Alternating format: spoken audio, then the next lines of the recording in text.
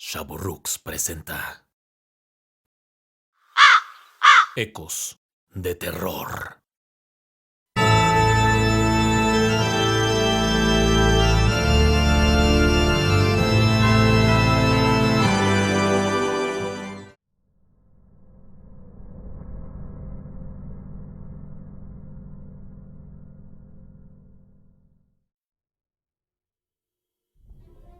¿Les ha tocado vivir la peor etapa de su vida?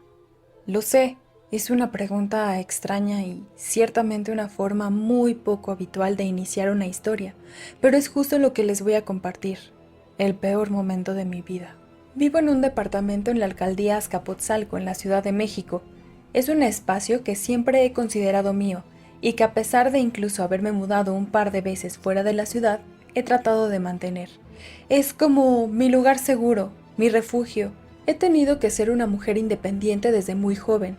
Como muchas de nosotras, trabajo con un ritmo muy intenso y arduo para salir adelante y tener una vida digna y en ocasiones cómoda. Ha sido importante para mí darme esos momentos, esos ratitos para relajarme y disfrutar las cosas simples de la vida, por lo que mi departamento tiene ese significado especial al ser el lugar donde no solo vivo, sino donde busco mi paz interior. Tristemente, esta paz se vio interrumpida de una forma muy tétrica. La verdad, ya no tengo claro de qué pasó primero, solo sé que estos dos grandes cambios en mi vida sucedieron de manera simultánea. Comencé a tener problemas de salud, teniendo dolores muy intensos en todo mi cuerpo, y que no se calmaban ni con los medicamentos más potentes. Imaginen vivir con dolor todo el día, todo el tiempo, acentuado por aquellas fuentes de estrés como lo era mi trabajo y mi vida personal. Por otro lado, empecé a sentirme vigilada en mi casa, particularmente en mi recámara. Les podrá sonar ridículo, pero les juro que por varios días juraba que una de las figuras de peluche que tengo en mi recámara, justo en el buró junto a mi cama, me miraba con intensidad, insidiosamente. Se trata de una figura de peluche, más específicamente, el oso de color rosado que sale en la tercera entrega de la película donde los juguetes tienen vida propia. Este oso de peluche parecía mirarme por las noches. Al principio, juraría que cambiaba su expresión, pero más allá de un poco de miedo, no prestaba mucha atención, pues mis dolencias ocupaban la mayor parte de mis pensamientos.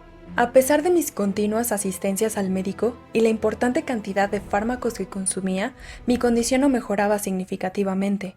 Un domingo por la mañana me desperté, después de algunas horas continuas de sueño que en ese momento eran una bendición, pues la mayor parte de las veces no podía dormir más de 1 o 2 horas seguidas.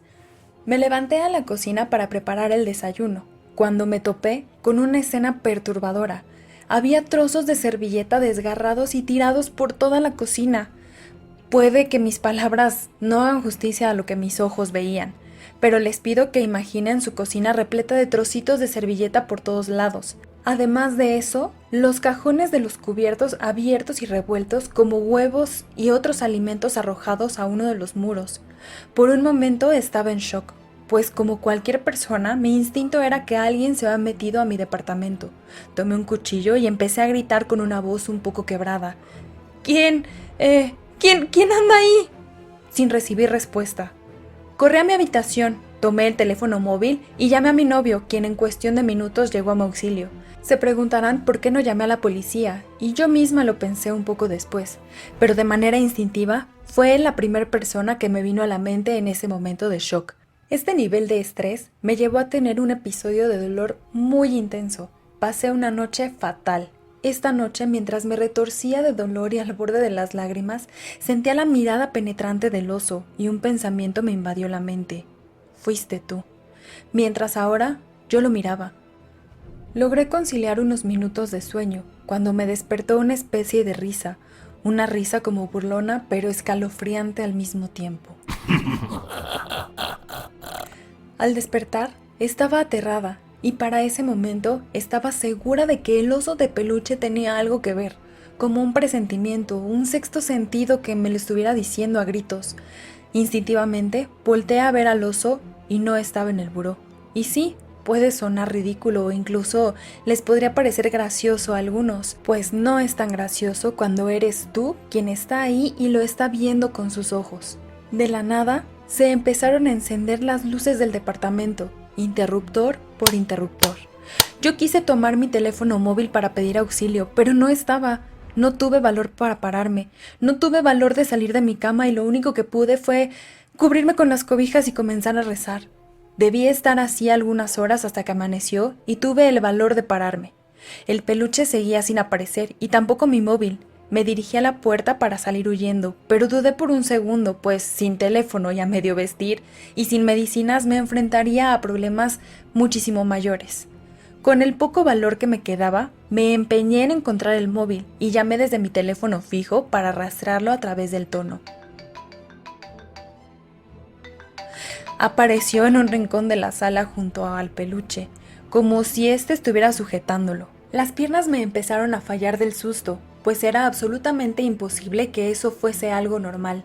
Tomando el palo de la escoba para no tocar al peluche, jalé el teléfono como pude, me puse la primera prenda que encontré, tomé mis medicinas y salí inmediatamente de mi departamento. Mientras bajaba las escaleras, nuevamente de forma instintiva llamé a mi novio. Después de un par de segundos me contestó. ¿Qué pasó, Nan? Te acabo de decir que me estoy preparando para ir al trabajo. Dame chance. Yo me desconcerté, pues no había hablado con él desde hace muchas horas. ¿De qué hablas? Oye, están pasando cosas raras otra vez. No quiero estar aquí, necesito que vengas por mí. Le dije con un miedo que ya no podía controlar. ¿Cosas raras? Pero si me acabas de decir que estabas bien. Ahorita me apuro y paso a verte antes de ir a la oficina. Me contestó con cierto fastidio.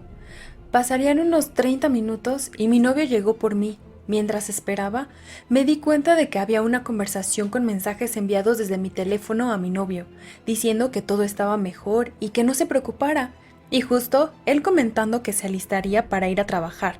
De nuevo entré en shock por un momento. ¿Quién mandó los mensajes?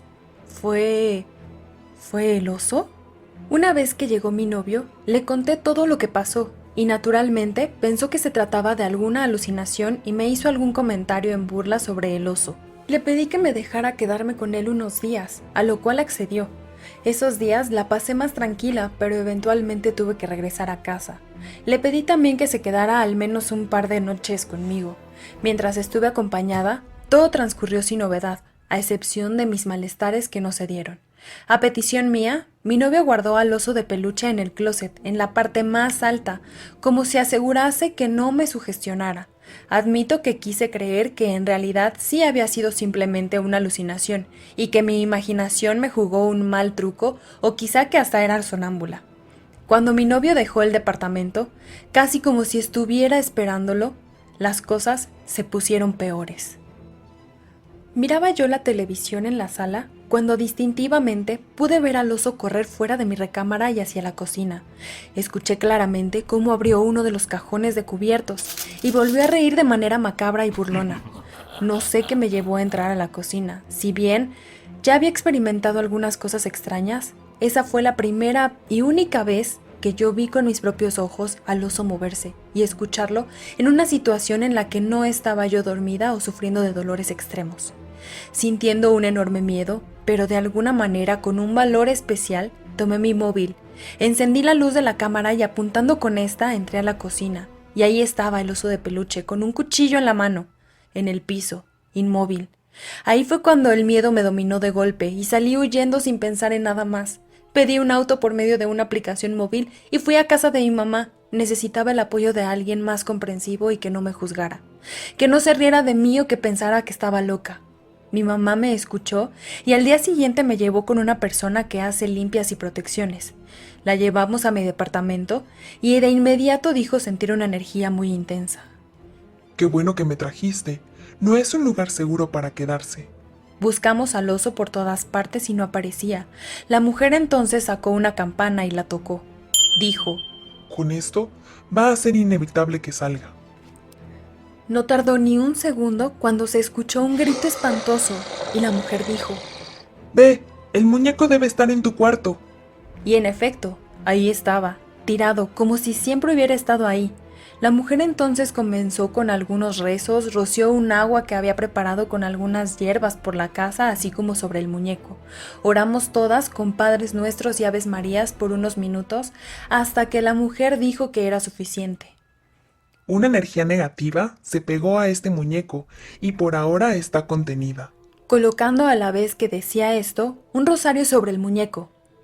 Lo mejor será que lo guardes. Mientras tenga el rosario no pasará nada, pero sin él, otra energía podría pegarse. Estas cosas dejan una huella y otras podrían rastrearla. Me explicó que destruirlo no era opción, y era importante no deshacerse del peluche, pues yo conocía el riesgo y el que acabara en otras manos implicaba un peligro mayor.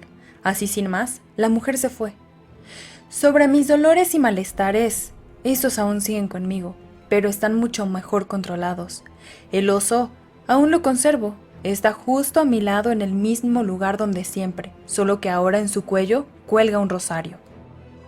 Confieso que aún hay ocasiones en las que siento temor, pero es más como una resaca, como si los recuerdos me hicieran sentir ese miedo. Más de una noche me he quedado mirándolo, esperando que en cualquier momento haga algo aterrador.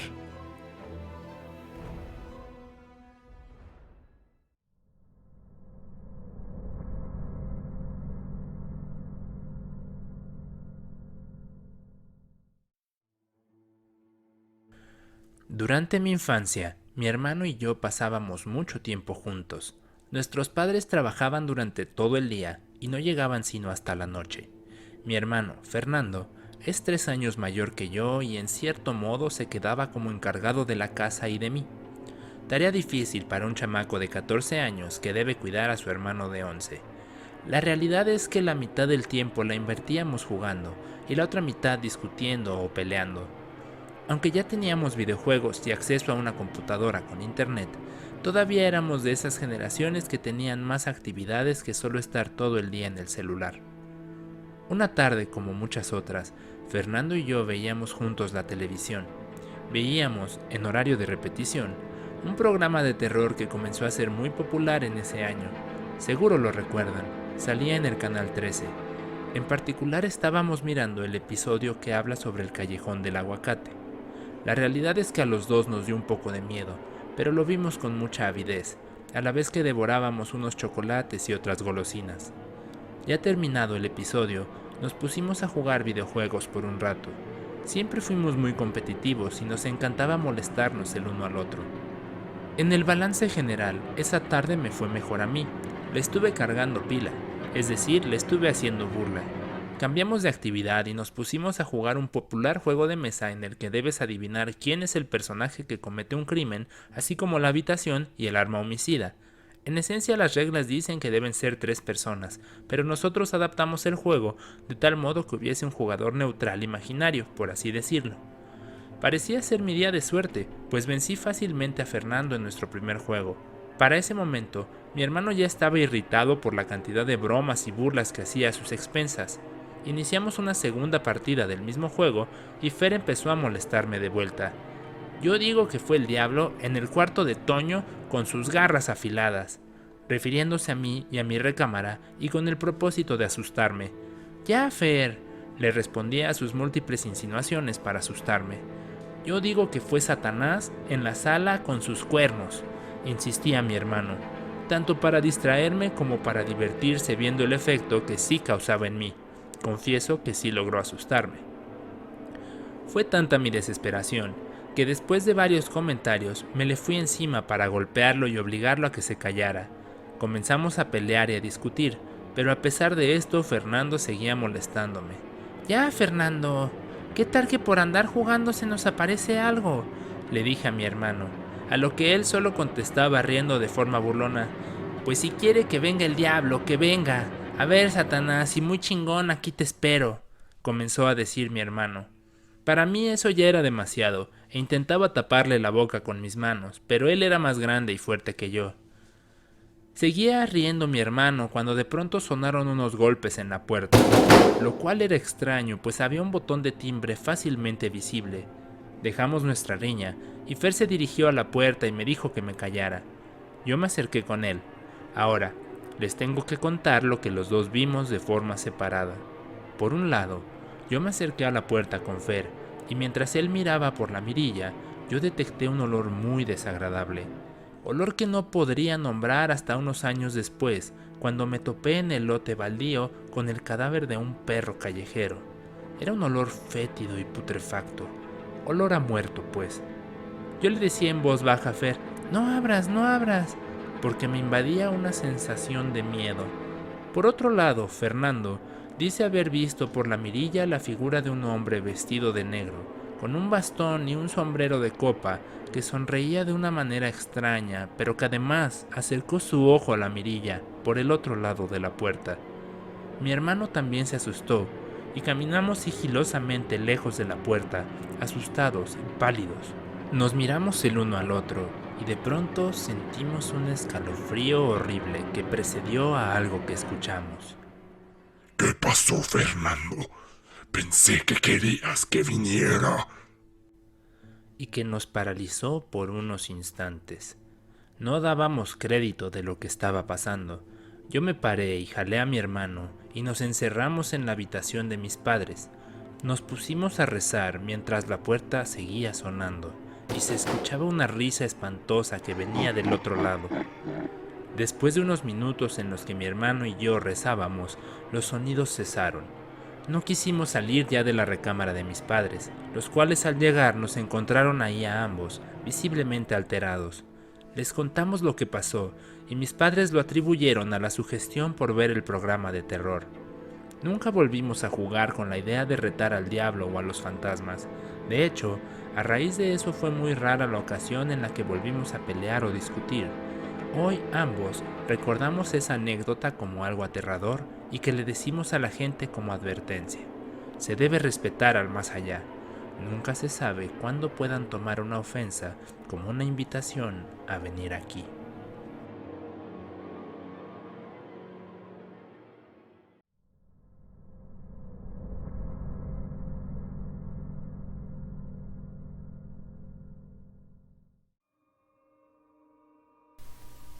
Estudié en una escuela de monjas, el Sagrado Corazón, de línea recalcitrante y que en mis años de estudiante aún contaba con alojamiento para las hermanas en donde antes había fungido como claustro. Era de esas escuelas donde uno aprende más sobre fotosíntesis que sobre la reproducción humana y, para cuando al fin se te concedía un poco de conocimiento para explicar cómo la mujer quedaba embarazada, se planteaba que la abstinencia era el único camino a seguir y todo lo demás era obra de Satanás. Algunas de las maestras todavía recordaban cuando el colegio operaba como un claustro en toda forma y que ellas habían estudiado y vivido ahí al mismo tiempo. La mayoría eran demasiado conservadoras y devotas, pero había un par que tenían una visión más moderna y amplia de la vida. En particular la maestra Trinidad, o Trini como le decíamos de cariño sus alumnas. Mi día a día era complejo. Verán, en las escuelas de este tipo tienen una actitud no muy amigable ante las alumnas cuyos padres están en proceso de divorcio. Normalmente la directiva hacía esfuerzos extraordinarios para que las alumnas de padres que se divorciaban se cambiasen de escuela. Ni pensar en aceptar alumnas con padres que ya estuvieran divorciados previamente. Yo estaba en un caso de estos, y aunque mis padres estaban trabajando a ver si era viable salvar su matrimonio, la información se convirtió en conocimiento público y yo tenía una presión especial por parte de todos aquellos involucrados en la administración de la escuela. Las maestras tenían una especie de marcaje personal conmigo, salvo por la maestra Trini, claro está.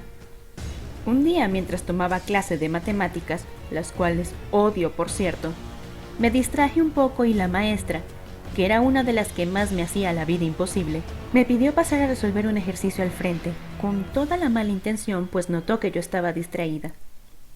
Corrí con la mala suerte de que ese día había decidido vestirme con una de las faldas que había ajustado un poco más a la rodilla de lo que se toleraba en la escuela, y la maestra no lo dejó pasar, y combinado con que me había descubierto distraída, me pidió que fuera a la dirección y les pidiera que me levantaran un reporte.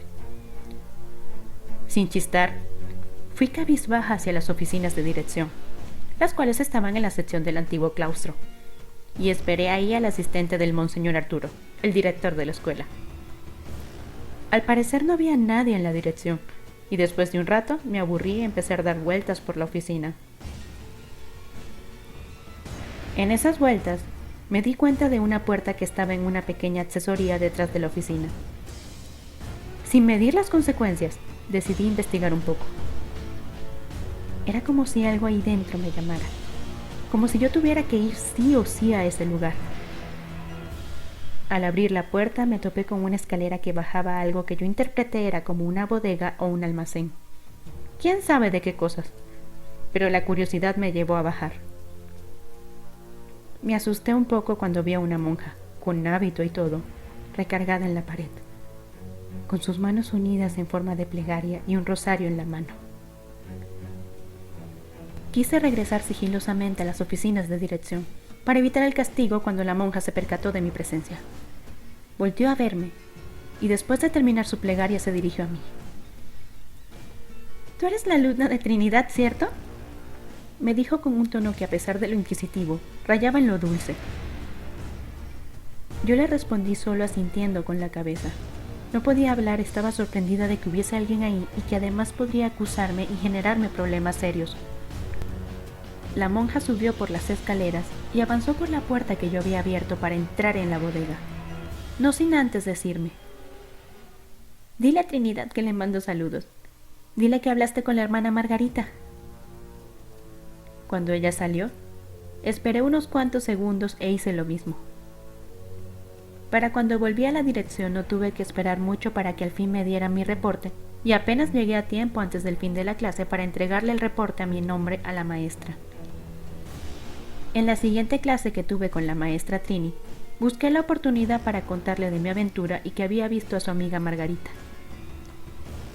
Cuando le dije que Margarita le mandaba saludos, ella se puso pálida y nerviosa. «Margarita, ¿cómo? ¿Dónde la viste?». Le conté de la pequeña excursión a la accesoría almacén y eso la perturbó aún más. Me pidió que la acompañara a su archivero, de donde sacó un viejo álbum de fotos de donde se le veía muy joven, como de mi edad, y con sus compañeras. Señaló una de las fotos y me dijo: «¿Es ella?», a lo que le confirmé que sí. «Eso no puede ser», me dijo enérgicamente, aprovechando para incitarme a decir la verdad, presionándome con materia religiosa y todas las amenazas que puedan imaginar del infierno que me esperaba por decir mentiras. Le reiteré que yo la había visto y, más resignada, me explicó por qué el exabrupto. Margarita era mi amiga y estudiábamos juntas. Su madre cayó muy enferma y a ella le dieron un permiso especial para ir a cuidarla, pues no tenía otros familiares. Su madre murió y cuando Margarita regresó estaba embarazada, producto de un encuentro con un muchacho durante el tiempo que estuvo cuidando a su mamá. Ya te imaginarás cómo la trataban, y ahí en la accesoría de la dirección es donde se llevaban a las muchachas para quitarles el pecado. No hubo muchos casos, pero sí sucedieron, pues tenemos claro que desaparecían cualquier cosa que estuviera ligada a su pecado. Margarita no resistió haberse deshecho de su bebé y se suicidó en esa misma accesoría. La historia que contaba la maestra Trini era aterradora. No le hago justicia con mis palabras. No volví a ver el fantasma de Margarita ni a ninguna otra monja con ese parecido descriptivo. Sin embargo, tampoco me volví a atrever a entrar por la accesoría de dirección hacia la bodega. Años después supe que cancelaron la accesoría porque más personas habían visto a Margarita, al grado de que el personal de aseo simplemente no limpiaba esas oficinas. Me aterra pensar que si los restos del bebé de Margarita estaban en los muros de esa accesoría, ¿cuántas otras monjas habían sufrido este destino? ¿Y cuántos bebés están ligados desde el más allá a esta escuela?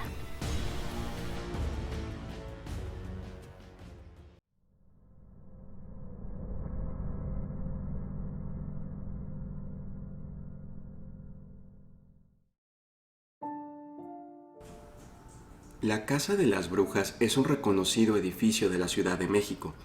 Su nombre real es Edificio Río de Janeiro, justamente ubicado frente a la plaza del mismo nombre en la colonia Roma.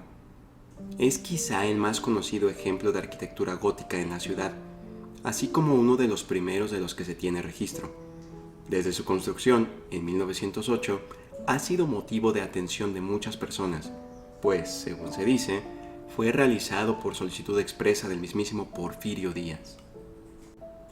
Si bien su nombre popular es sugestivo, este en teoría viene de la forma que hacen sus estructuras puntiagudas desde ciertos ángulos, asemejando la silueta clásica y arquetípica de una bruja.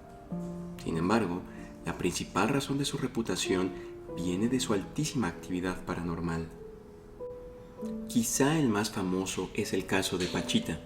Bárbara Guerrero, conocida como Pachita, era una famosa curandera y chamán que atendía pacientes de todo tipo. La leyenda dice que no cobraba por sus servicios, sí recibía regalos, donaciones y otras dádivas de las personas agradecidas por curar a sus enfermos. Según la historia, ella vivía en los cuartos de servicio de la Casa de las Brujas y allí atendió hasta el último de sus días. Después de su muerte, muchos de los inquilinos que la conocieron decían seguir viéndola por los pasillos y espacios comunes. Por si esto no fuera poco, el edificio ganó más reputación oscura cuando una mujer de nombre Brenda llamó al famoso programa La Mano Peluda, relatando sobre la presencia de demonios en el inmueble. Ahora bien, todo esto que yo les comparto no lo sabía cuando conocí el edificio por primera vez. Para mí, solo era un edificio con arquitectura peculiar y en el cual vivía uno de mis amigos, gracias a que su padre le había permitido ocupar un departamento ahí.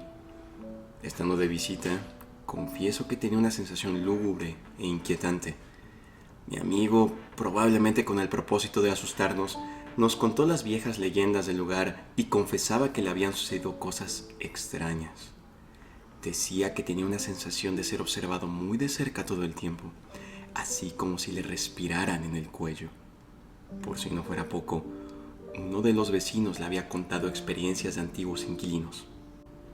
Llámenlo coincidencia si quieren, pero por esas épocas salía en las noticias el caso de un poeta, Guillermo Fernández, que fue hallado estrangulado y con signos de violencia. El poeta había sido un residente del edificio y, según el vecino que contaba la historia, había dejado el departamento después de experimentar con fenómenos paranormales. La versión oficial es que él, así como otros escritores que habitaron el inmueble, habían decidido mudarse después del gran terremoto de 1985, pero según esta persona, no era así. Su historia iba más lejos, al grado de asegurar que había mantenido contacto con el poeta y que lo que sea que lo acosaba tantos años atrás seguía dándole problemas. Esta historia nos parecía un poco exagerada, pero admito que sí me impactaba. Creo que lo que más nos afectaba es que mi amigo nos decía: ¿quieren ver dónde vivía el poeta? Y señalaba a uno de los departamentos del final del pasillo. No tenía por qué asustarnos. Como fuese, el señor había muerto en Cuernavaca, casi 30 años después de haber dejado ese lugar, en el que seguramente habían vivido muchas personas después de él. Sin embargo, la suma de todo, la historia de Pachita, de los demonios, del poeta que según fue acechado por años después de mudarse, nos tenía muy nerviosos. Llegó la noche y algunos de nosotros teníamos planeado quedarnos a dormir. Para mi mala fortuna, me tocó en uno de los sillones en la sala, en el cual me instalé como pude y me dispuse a intentar conciliar el sueño. No lo conseguí. Mi amigo y los demás literal tomaron un minuto y comenzaron a roncar. Mientras trataba de relajarme para poder dormir, comencé a escuchar murmullos en el corredor fuera del departamento. A pesar del temor, mi curiosidad no me dejó quedarme en el sillón y con mucho cuidado de no hacer ruido me acerqué a la puerta principal. La abrí tan lenta y sigilosamente como me fue posible, pero no había nadie. Decidí regresar a mi sillón, nervioso y un poco decepcionado. Apenas di unos pasos y volví a escuchar los murmullos al tiempo que se me erizaba la piel.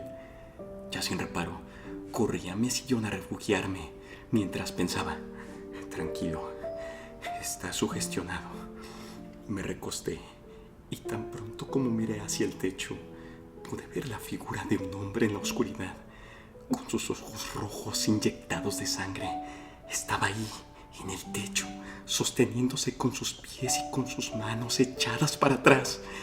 Quise gritar, pero tan pronto abrí la boca, alguien o algo me la tapó con unas manos que despedían un olor espantoso como podrido. Me desmayé y ya no supe más. Al despertar, lo hice antes que todos mis amigos. Ahora, no tuve ninguna consideración y fui directo con mi amigo, el anfitrión e inquilino del departamento. Le expliqué lo sucedido y le dije que me iría a casa. Me detuvo por unos minutos para que le contara a todos lo que estaba ahí y lo que me había pasado. Se burlaron un rato. Me dijeron que era seguro producto del alcohol que bebimos y de la sugestión, y se burlaron todavía más. Yo nunca quise regresar a ese departamento. Lo curioso es que 4 o 5 meses después de esto, mi amigo también abandonó el lugar. Según supe, por algo que le pasó y que lo dejó traumatizado, como otros tantos eventos que han sucedido ahí, en la casa de las brujas. Tiptoe through the window, by the window, that is where I'll be. Come tiptoe through the tulips with me.